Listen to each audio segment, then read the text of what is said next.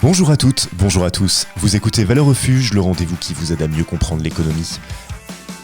Je suis Mathieu de Vos-Savaros, responsable éditorial chez Veracash qui produit ce podcast.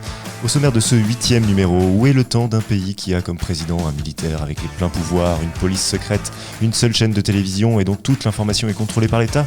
La France du général de Gaulle.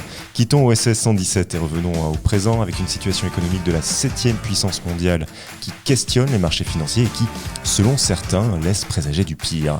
L'heure est au déclassement de la France.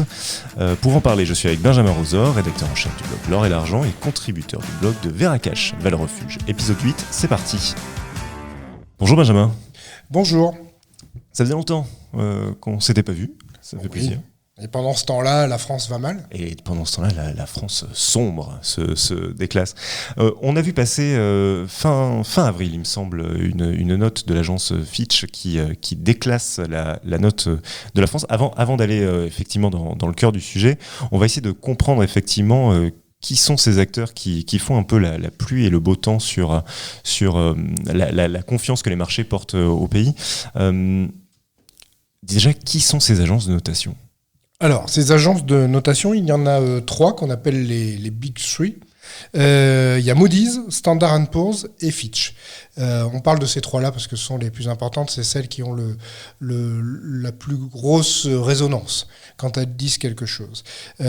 Ces trois agences sont propriétés d'entreprises pour la plupart de presse, ou en tout cas d'information financière. C'est le cas notamment de Standard & Poor's, qui est en fait une grosse boîte d'édition financière qui a de la presse économique aux États-Unis et qui effectivement est américaine.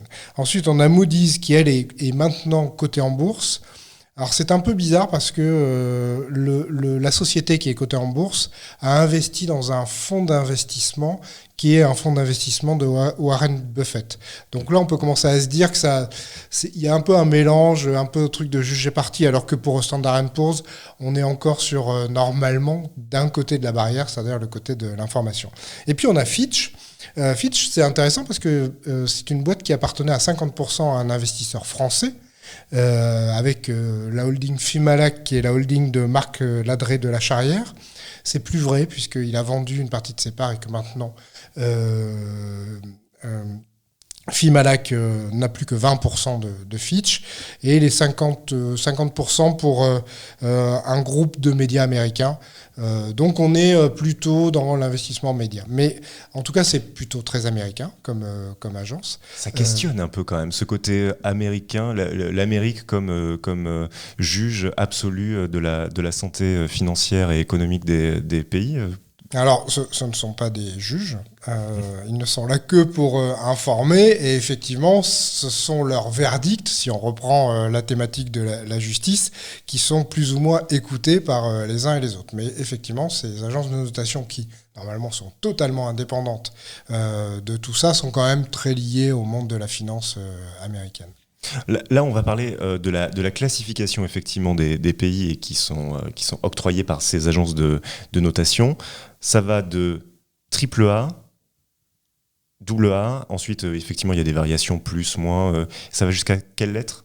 Ça peut aller jusqu'à B-, okay. Ça peut aller assez loin. Après, on n'a pas l'habitude en France, mais pour les Américains, c'est pas très compliqué. C'est le même système de notation à l'école.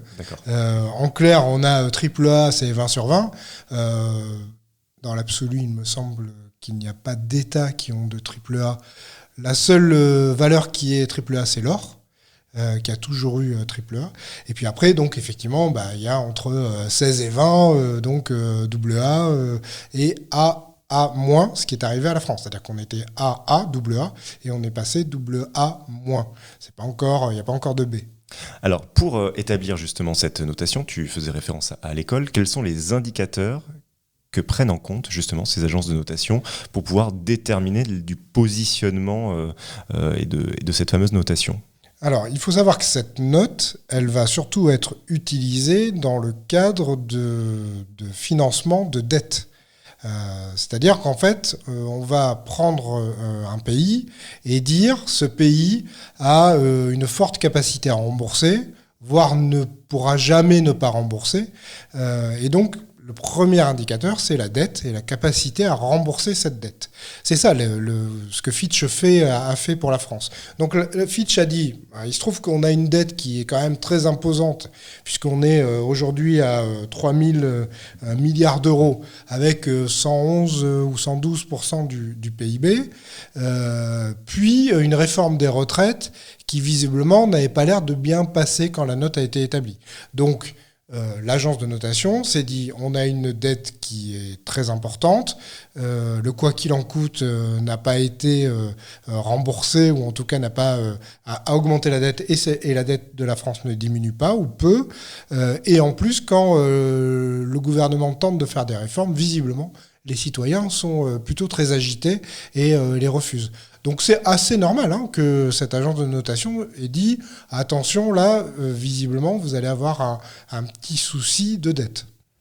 La dernière fois, c'est la crise de la zone euro, c'est 2012, le déclassement de la note de la France, ou c'est un peu avant 2008, la crise des subprimes. On se souvient que Nicolas Sarkozy était monté au créneau justement contre ces agences de notation. Oui, alors c'est effectivement, de toute façon, après c'est très politique, parce que les gouvernants se disent, si je suis déclassé, c'est finalement le bulletin de note du ministre de l'économie ou du président. Donc évidemment, ils sont contre. Il me semble que sur les subprimes, en fait, ça touchait moins les États que les institutions financières. En revanche, sur la crise de l'euro, il y avait une réalité, et il y a eu un moment pendant la crise de l'euro où certains économistes commençaient à parler d'une explosion de l'euro, avec la possibilité qu'il y ait un euro sud et un euro nord. Et toute la question était de savoir si la France allait se retrouver plutôt avec l'Espagne, le Portugal, l'Italie, la Grèce, etc., ou plutôt avec les pays du Nord, c'est-à-dire Allemagne, Hollande, Angleterre, etc., à l'époque Angleterre. Tu évoquais l'actualité, et notamment la situation de la dette de la France, et cette situation un peu compliquée sur le plan social, avec une réforme des retraites qui a du mal à trouver une adhésion. On note quand même une sorte de décélération de l'endettement de la France. Ça s'est quand même plutôt calmé depuis la fin du Covid, non ? Oui, ça s'est notamment vu avec le deuxième semestre 2022, on va dire ça comme ça, puisque les rentrées fiscales ont augmenté. Alors pourquoi les rentrées fiscales ont augmenté ? Parce qu'il y a eu de l'inflation. Et donc, comme il y a de l'inflation, les chiffres d'affaires de certaines entreprises augmentent, et donc elles paient un peu plus d'impôts. Donc ça, c'est plutôt la bonne nouvelle. Sur les dépenses publiques, on va dire qu'elles sont sans doute stabilisées, c'est-à-dire qu'on n'est plus dans le quoi qu'il en coûte. C'est fini, on connaîtra plus jamais. L'échec, c'est fini ? Alors, on verra bien, mais en tout cas, le fait que les 3% n'existent plus, tout ce qui a existé pendant la période Covid, c'est-à-dire que les portes de la trésorerie française étaient totalement ouvertes, ça c'est sans doute fini, et puis ça ne sera pas tenable. Donc, en clair, on va avoir sans doute une dette qui va se maîtriser un peu plus. Sauf qu'il y a effectivement l'inflation, et qu'il y a l'augmentation des taux. Alors, on parlait augmentation des recettes fiscales pour l'État, l'augmentation des taux, on va y revenir juste après. Il y a aussi, l'État français n'a jamais autant emprunté d'argent sur les marchés. Et la dégradation de cette note, ça a aussi une conséquence directe sur cet argent emprunté sur les marchés. Oui, alors il y a certains économistes qui disent que quand on a été habitué à avoir de l'argent gratuit, voire qu'on vous paye pour emprunter, puisque avec les taux négatifs ça revient à ça, en fait quand on s'y habitue, c'est comme la drogue, on va jamais arrêter. Et donc c'est ce qui se passe, c'est-à-dire qu'en fait on a été complètement dopé avec cette masse monétaire disponible ou possiblement disponible, puisqu'elle rapporter de l'argent, ou en tout cas avec des taux négatifs. Et donc, quand on est habitué, on ne s'arrête pas tout de suite. Sauf que là, maintenant, on n'est plus à moins 1% ou moins 0,5%, mais on est plutôt proche de 3%. Ce qu'on appelle les emprunts d'État à 10 ans, qui sont le référent pour un État, ou les OAT, sont aujourd'hui autour de 3%. Et d'ailleurs, c'était intéressant de regarder comment la note de Fitch à AA- a fait bouger ce taux. C'est surtout la fin de l'anomalie des taux négatifs. En fait, c'est effectivement, au bout d'un moment, les choses sont un peu redevenues à la normale. Ça coûte combien d'argent, justement, cette hausse des taux pour la France, avec la dégradation de la note? Comment ça se répercute, effectivement, pour les finances publiques? Alors, l'agence qui est en charge d'emprunter pour le compte de la France sur les marchés va emprunter 270 milliards dans les quelques semaines qui vont arriver.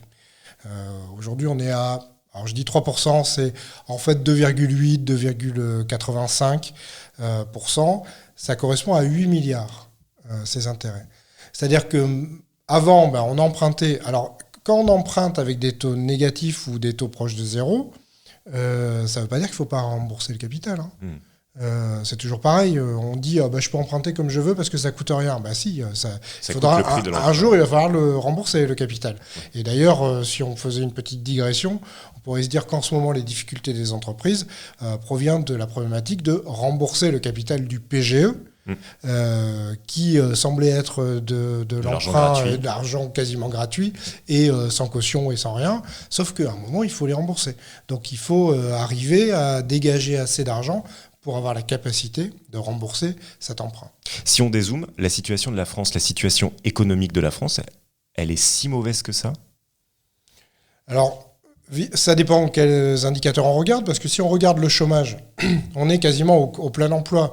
Pour quelqu'un de ma génération qui a vécu depuis les années 80 dans le chômage de masse, 1 million, 2 millions, 3 millions de chômeurs, et donc cette peur d'être au chômage et cet indicateur qui était l'indicateur de folie qu'il fallait absolument faire baisser, et tous les politiques ne vivaient comme ça, et que sur ce sujet-là, on était prêt à subventionner n'importe quelle entreprise, dont des entreprises américaines, parce qu'elles nous promettaient 100 salariés, 200 salariés, ce qui était proprement ridicule, vu les sommes qui étaient prêtées ou données à ces entreprises-là.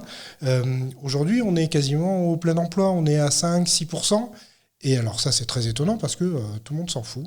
Il y a d'autres préoccupations maintenant. Alors soit on est une population qui a envie de chougner, pour faire clair, d'avoir des soucis, soit on a oublié que c'était un indicateur important, mais tant mieux, donc maintenant c'en est un autre. Je pense que la problématique de la dette est une réalité, et surtout cette problématique de défaillance d'entreprise, qui est quand même, là où on en voit, alors j'ai pas les détails, et j'ai pas analysé quel type d'entreprise c'était. Je pense qu'il y a beaucoup d'entreprises PGE, enfin on va les appeler comme ça, mais c'est toujours inquiétant de voir des entreprises qui sont en défaillance. Et le bâtiment aussi, qui est une sorte de métrique importante du côté de Bercy. Il semblerait que ça s'agite un peu de ce côté-là. Tu parlais en début de podcast, effectivement, des 3 agences de notation américaines qui sont Moody's, Standard & Poor's et Fitch. Est-ce qu'il va y avoir un effet domino? Est-ce que la note de la France va être dégradée par d'autres agences, et est-ce que ça pourrait avoir des conséquences beaucoup plus fortes et concrètes pour le portefeuille de France Trésor et de Bercy? Alors, on peut imaginer que ces agences qui fonctionnent à peu près de la même manière vont aller dans le même sens. Bon, ça peut arriver qu'il y en ait une qui fasse la punk dans le troupeau des agences, mais enfin, en général, elles pensent à peu près la même chose. La réalité, parce qu'il faut le dire, c'est que cette note de Fitch n'a provoqué que peu de choses. Et même plutôt rien. C'est-à-dire que moi, j'ai regardé l'évolution des taux. Je crois que c'était le 28 avril que Fitch a balancé son information. Le 28 avril 2023, les taux à 10 ans sont à 3%. Ils sont mis à monter la veille. Donc ça veut dire qu'il y avait sans doute une rumeur dans le monde financier. Ils savaient que la note allait être dégradée. Le lendemain, après le week-end du 1er mai, on est à 2,86, ça rebaisse. C'est-à-dire que finalement, cette annonce a fait peur, ça fait peur aux bourgeois, mais ça n'a pas tellement fait peur aux gens qui empruntent et qui achètent de la dette française. Donc voilà. Alors est-ce que ça veut dire que ces agences de notation ne servent plus à grand-chose? Je ne vais pas jusque-là. Ça veut simplement dire que finalement, les annonces de ces agences n'influent plus beaucoup le monde de la finance en général. Merci beaucoup Benjamin. Et merci. Donc, est-ce que la France est en phase de déclassement ? Je pense que les mois et plutôt même les années nous le diront. Le numéro de Valeurs Refuge est fini pour aujourd'hui. J'espère qu'il vous a plu. N'hésitez pas à le commenter et le partager sur les réseaux sociaux, à nous partager des idées de sujets également que nous pourrions traiter. On se retrouve très bientôt. D'ici là, salut!